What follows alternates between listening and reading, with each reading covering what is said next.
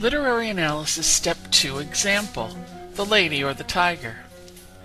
In this article, I'll lead you through a study of a few words you might have chosen in the first paragraph of Frank Stockton's The Lady or the Tiger. You'll want to download two documents: the blank vocabulary sheet and the sample vocabulary sheet with these 5 words. I will also assume you have access to an online dictionary and you can use its text-to-speech feature. Dictionary.com and many others have this feature.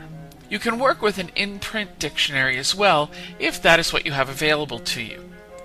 While you're there, drag out your copy of the story, the one you marked up, the one with the line numbers on it.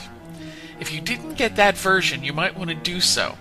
We'll be using the line numbers often as the series continues. Now, vocabulary study is a simple thing. Let's begin with the first word a past student of mine chose: florid. Looking at the sentence on line 5, it's clear that it is an adjective.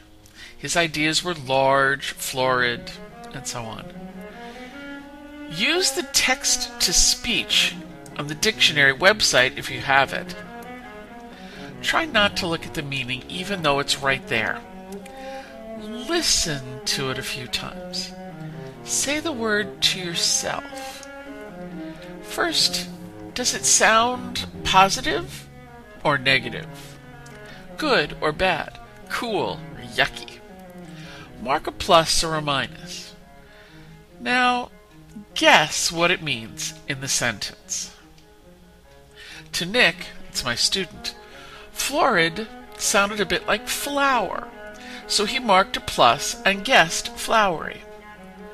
Now look at the meaning. The first meaning is red or rosy, and the second actually is flowery. Thinking about the ideas of a semi-barbaric king, which meaning makes the most sense? He chose overly ornate from the second meaning. Finally, he rewrote the phrase with the synonym in it. His ideas were large, overly ornate, showy. The second word, untrammeled, posed another problem. After making entries into the first 3 boxes, he went to the dictionary to hear the word, and did not find it. Trammel is the closest form available. No problem, he knew that un, as in unlikely or unhappy, is a meaning reversal. He listened, guessed. Trammel sounded like trample to Nick, so he thought untrample was a good, and guessed not crushed as the meaning. As he looked further down the dictionary entry, he noticed other features. He saw a link for use untrammeled in a sentence. That sentence gave him a big clue. Also, he found a number of synonyms for trammel listed. He changed his guess to free. Now for the next word, exuberant, was fairly straightforward, so you go on and do that one now. Self-communing, a little further down, was a bit harder.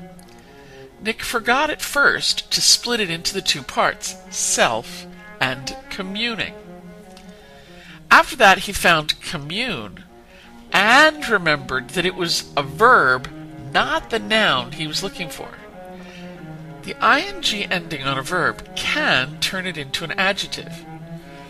Nick barely remembered some long-forgotten lesson about gerunds. Finally, genial was a pretty easy one. Do exactly the same thing for every single word you didn't recognize in the story. Seem like too many?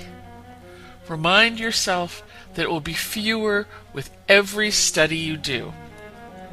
Push on. You will be glad you did. And as always, if you have any other questions, feel free to call us, and have a good day.